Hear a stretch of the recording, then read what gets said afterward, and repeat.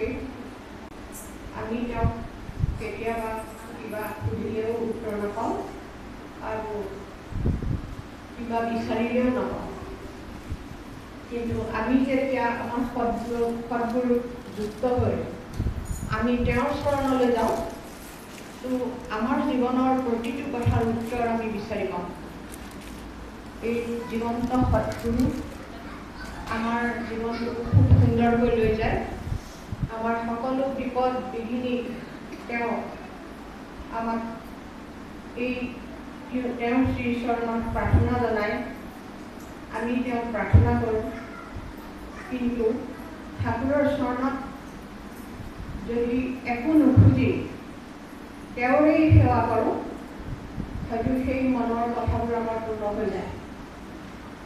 এই যে বৰমা উৎসৱত খুব ভাল লাগিছে। আজি মই বহুত দিনৰ মূৰত আহিছোঁ। ইমানসকল আমাৰ মাকসকল আহিছে আৰু এই যিটো আমাৰ উৎসৱ 30 জুলাইত হ'ব, সেই সময়ত